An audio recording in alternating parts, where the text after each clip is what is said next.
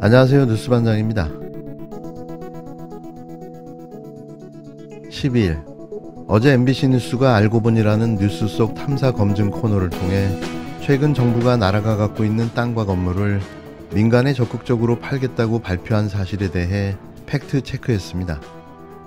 현재 이 발표 내용을 두고 여야 간 공방이 계속 벌어지고 있는데요.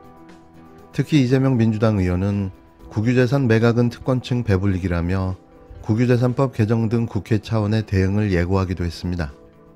지금 최근에 민생의 위기라고 보통 말하는데, 이제 위기가 오면 위기를 해결하기 위해서 이제 원인을 제거하거나 축소해 나가야 되잖아요. 근데 위기를 오히려 심화시키는 정책들이 자꾸 나오고 있습니다. 그 중에 하나가 국유재산을 최대한 팔아서 재원을 확보하겠다, 이런 얘기를 했어요. 그 중에서는 임대주택을 팔겠다는 얘기까지 나오는 것 같고, 또 국유지를 팔게 되면 추후에 필요한 정책을 시행하기 어려워지죠. 저는 이거 절대 해서는 안 된다. 국유지는 좀 늘려나가야 된다, 장기적으로. 이런 생각을 갖고 있는데, 지금 윤석열 정부에서 감세를, 슈퍼리치에 대한 감세, 대기업에 대한 감세, 이제 법인세 감세 이런 걸 하겠다는데, 이 금액만도 연간 13조가 넘는다는 거예요. 그러니까 이게 원래는 1년치 감세만 안 하면 해결될 수 있는 사안인데, 감세는 하면서 공유자산을 팔아치우게 되면 현재 민생과 경제 위기의 가장 큰 이유라고 하는 불평등과 격차, 양극화를 극대화시킨다. 결코 해서는 안 될 일이라고 생각해요. 방송 내용은 충격적이었습니다. 정부의 발표는 완벽한 거짓말로 드러났는데요. 무리한 부자 감세로 부족해진 세수를 충당하기 위한 궁여지책이었으며, 더 나아가 특권층에게 알토란 같은 국유재산을 매각해 진짜 배를 불려주려는 의도가 명백한 사실임이 확인된 겁니다.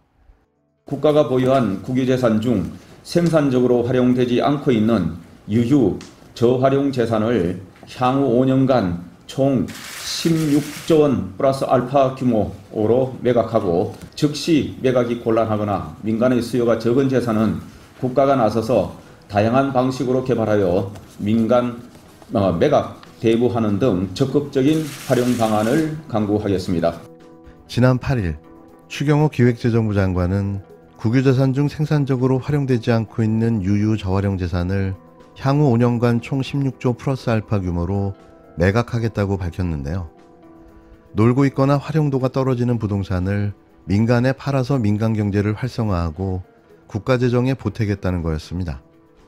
매각 대상은 노후관사, 소규모 유유지 등이라고 설명했는데요. 정부의 발표 내용이 사실인지 MBC 뉴스 알고보니 탐사팀이 현장을 찾아가 직접 확인했습니다. 정부가 매각하겠다고 밝힌 노후관사, 소규모 유휴지, 노후주택 등을 실제로 찾아가 검증했는데요. 전수조사는 아니었지만 정부가 말한 서울시의 매각 대상은 현재 개발되어 수익성 좋은 상업용 건물로 운영되고 있었습니다. 정부가 노후관사라고 밝힌 건물입니다. 서울 강남구 신사동 사거리에 들어선 7층짜리 신축 건물로 고급 수입차 매장, 성형외과 등 다양한 매장들이 입주해 있습니다.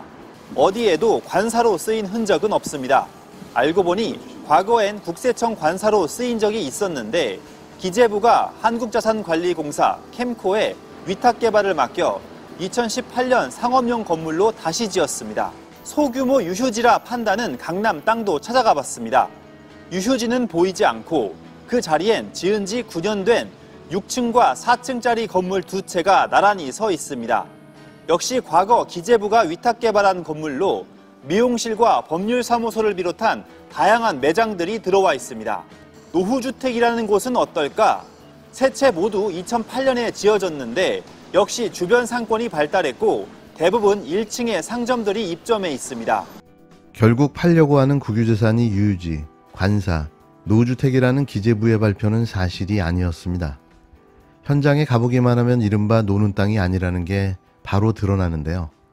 이를 숨기는 진짜 이유는 결국 정부가 부족한 세수를 메우기 위해 공공성과 수익성까지 갖춘 알짜 부동산을 팔려는 거였던 겁니다. 매각 대상 부동산은 감정가 수십 수백억 원대의 부동산인 만큼 실제로 사들일 수 있는 건 기업이나 자산가들일 수밖에 없는데요.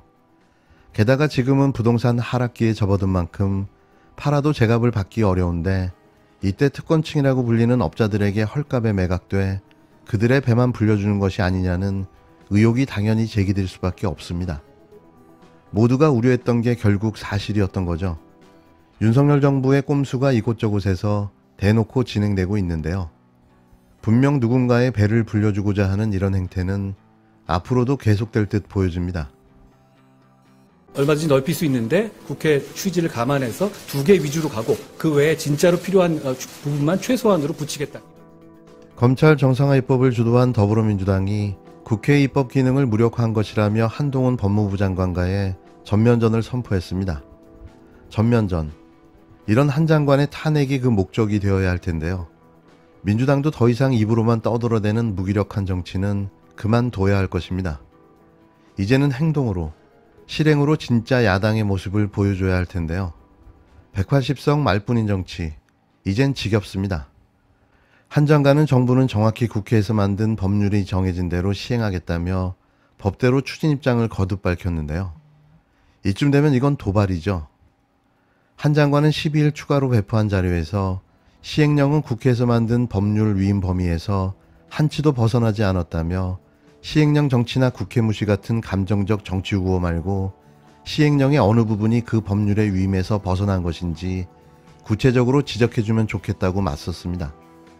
그는 정확히 이 등이 대통령령에서 정한 중요한 범죄라고 국회에서 만든 법률 그대로 시행하는 것이라며 다수의 힘으로 헌법 절차를 무시하고 검수완박 법안을 통과시키려 할 때 중요범죄 수사를 못하게 하려는 의도와 속마음이 있었다는 것은 국민들께서 잘 알고 있다고 지적했는데요.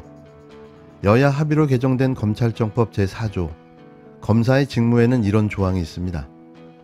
1번 범죄수사, 공소의 제기 및 그 유지에 필요한 사항.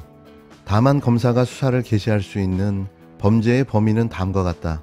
가, 부패범죄, 경제범죄 등 대통령령으로 정하는 중요범죄. 그는 이 조항에서 사용된 등이라는 의존명사에 대한 해석을 두고 말장난 같은 해석을 내놓은 건데요. 이 법의 최초 취지를 이해한다면 이런 황당한 주장은 궤변이라는 사실은 누구나도 알 수 있습니다. 등은 의존명사인데요. 첫 번째 의미는 2개 이상의 사물을 버려놓고 말할 때 그 마지막 명사 뒤에 쓰여 그와 같은 종류의 어떤 사물이나 사실이 열거되고 있음을 나타내는 말로 사용되는데요. 사과배 감 등 이런 식으로 사용되는 거죠. 두 번째 의미는 2개 이상의 사물을 버려놓고 말할 때 그 마지막 명사 뒤에 쓰여 제시한 대상만으로 한정함을 나타내는 말인데요. 예를 들어 이번 폭우는 경기 강원 충청 등 세 지역의 피해가 특히 컸다. 그러니까 피해 지역은 경기 강원 충청만 해당된다는 의미입니다. 민주당은 두 번째 의미로 입법했지만 어이없게도 한동훈은 첫 번째 등으로 해석해 제멋대로 받아들인 건데요. 사실 이건 알면서도 말장난을 하고 있는 거죠. 초등학생도 이렇게 하지는 않습니다. 정말 수준 이하의 유치찬란한 법기술자의 작태인데요. 어이가 상실입니다. 법무부는 대한민국 헌정질서의 근간을 뒤흔들고 검찰개혁에 대한 국민적 열망을 조롱하는 시행령 개정 시도를 즉각 중단하라. 윤석열 대통령의 시행령 정부가 또다시 국회의 입법권을 무력화시키고 있다. 법무부는 국회가 개정한 검찰청법, 형사소송법 시행을 불과 한 달 앞두고 검사의 수사 개시가 가능한 범죄의 대상을 자의적으로 확대하는 내용의 검사의 수사 개시 범죄 범위에 관한 규정 개정안을 입법 예고했다. 이는 법치주의라는 허울 뒤에 가려진 독단과 오만함의 발로로 헌정 질서를 교란하고 민주주의를 파괴하는 행위이며 검찰의 기득권을 지키기 위해 검찰 개혁에 대한 국민적 열망을 조롱하는 행위이다. 잇따른 폭우와 침수에 따른 국가적 재난을 극복하려면 행정력을 총동원해도 모자란 이때 검찰 수사권 복원에 몰두하는 윤석열 대통령과 한동훈 법무부 장관의 저의에 대해 묻지 않을 수 없다. 검찰공화국 완성 앞에 민생이 외면되는 상황에 국민들은 절망한다. 이번 개정안은 검찰 수사권 축소를 위한 국회 입법적 노력에 정면으로 반한다. 수사와 기소의 분리를 통한 견제와 균형 원칙 확립이라는 검찰청법 개정안의 입법 취지는 깡그리 무시한 채 보란듯이 검사의 수사 개시 범위를 대폭 늘리려 하고 있다. 시행령 재개정은 법률이 위임한 한계를 넘을 수 없음에도 법무부 멋대로 개정 검찰범법이 위임한 한계를 형해한 것이다. 법무부 장관은 개정안이 모법에 반한다는 지적에 대해 법률 해석은 법률 문헌 자체 해석에 우선한다며 개정안은 등 대통령령으로 정하는 중요 범죄라고 규정하고 있다고 주장한다. 그러나 이러한 한 장관의 주장은 오랜 시간 사회적 수기에 터잡은 국회에서의 논의와 입법 취지를 도외시한 채 법문을 입맛에 맞게 해석한 위법 행위이다. 국회는 검찰청법 개정안 통과 당시 본회의 제안 설명에서 해당 조문을 부패범죄, 경제범죄 등으로 수정한 이유에 대해서 합의를 법률 조문에 보다 분명하게 반영하려는 것이나 검사가 부패범죄와 경제범죄에 한하여 수사를 개시할 수 있도록 한다는 입법의 취지에는 다름이 없다라고 분명하게 밝혔다. 또한 박병석 당시 국회의장은 법안 가결 후 발언을 통해서 이번 검찰개혁 법안이 수사권과 기소권의 분리라는 원칙을 정립하는 계기가 될 것이다 라면서 검찰청법 개정안의 역사적 의의를 규정했다. 개정안의 문제점은 이뿐이 아니다. 법무부는 개정 검찰청법상 대통령으로 정하는 중요 범죄라는 문구의 의미에 대해 행정부가 범위를 설정하도록 위임한 것으로 자의적으로 규정하고 이에 근거해서 검사의 수사 개시 범위를 확대하고 있다. 이른바 중요 범죄의 독립된 범죄의 유형이 아닌 사법질서 저해 범죄, 검사에게 고발 수사 의뢰하도록 한 범죄 등과 같이 불특정 다수의 범죄를 포섭할 수 있는 유형을 포함해 검찰이 언제라도 입맛대로 수사에 나설 가능성을 열어줬다. 검경 수사 준칙상 수사기관 협의회의 유명무실화는 불보듯 뻔하다.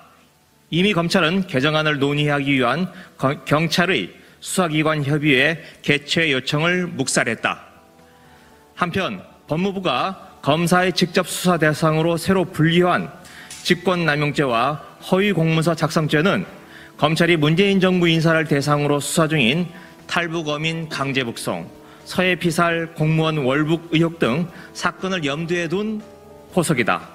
전 정권에 대한 합법적 정치 보복을 위해 법무부가 검찰 수사의 법적 근거를 마련한 것이다. 최근 한동훈 장관의 행보는 소통령 왕장관을 뛰어넘는 권력의 전횡을 보여줬다. 100일을 넘긴 검찰총장 공백 사태에도 검찰 인사에 이어 검찰 사무마저 주무르고 있는 것이다. 법검 일체다. 검찰은 수사기소 분리법을 무력화하기 위해 헌법재판소에 권한쟁의 심판을 청구한 바 있다. 스스로 위헌으로 규정한 모법의 근거에서 시행령 개정에 나서는 모순적 행태가 아닐 수 없다.